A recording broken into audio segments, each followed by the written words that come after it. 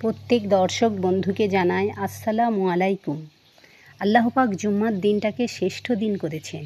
জুম্মার দিনটা মানে সারা সপ্তাহের মধ্যে জুম্মার দিনটাকে খুব বড় করা হয়েছে।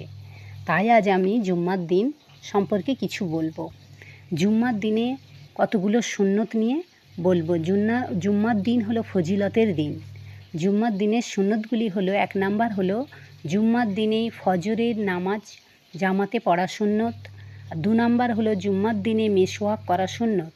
নবীজি বলেছেন, যদি আমার উম্মতদের কষ্ট না হতো তাহলে প্রত্যেক নামাজের আগে মেসওয়াক করা ফরজ করে দিতাম।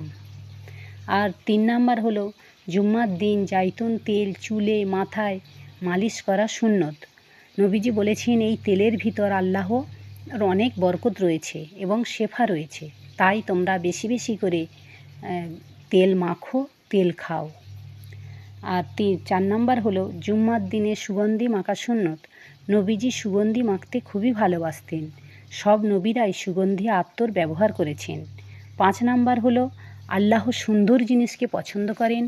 জুম্মার দিনে সুন্দর জামা পরা, পরিষ্কার পরিচ্ছন্ন হয়ে থাকা, নতুন জামা পরা এবং নতুন না থাকলেও পুরাতন জামাকে কেচে পরিষ্কার করে ইস্ত্রি করে সুন্দরভাবে পরা হলো সুন্নত।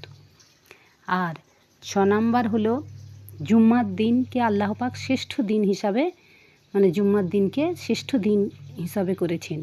জুম্মার দিন বেশি বেশি করে দরুদ পড়া সুন্নত। যারা বিশ্ব নবীর উপর দরুদ পড়ে, তার বাবার নাম, তার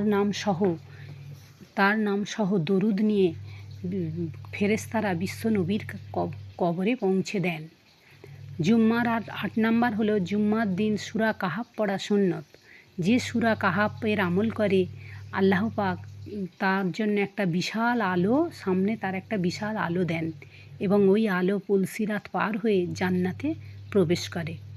জুম্মার দিনে যে কাহাফের প্রথম 10 আয়াত ও শেষ 10 আয়াত আমল করে বা পড়ে, সে দাজ্জালের ফিতনা থেকে মুক্ত থাকবে। আর 9 নাম্বার হলো জুম্মার দিনে পায়ে হেঁটে আগে যাওয়া সুন্নত। আর 10 হলো জুম্মার নামাজে খুতবা পড়ার সময় কোনো কথা না বলা, চুপ করে থাকা সুন্নত। আর 11 নাম্বার হলো জুম্মার দিন আসরের নামাজের পর থেকে মাগরিবের নামাজ পর্যন্ত, বিশেষ করে মাগরিবের আধ ঘন্টা আগে আল্লাহর কাছে বান্দা যা চায় তার দোয়া তাই কবুল করে। এই দোয়া আল্লাহ ফিরিয়ে দেন না, বান্দার এই দোয়া ফিরিয়ে দেন না এবং দোয়া আল্লাহর দরবারে কবুল হয়ে যায়। আল্লাহ হাফেজ। তাই আমরা জুম্মার দিন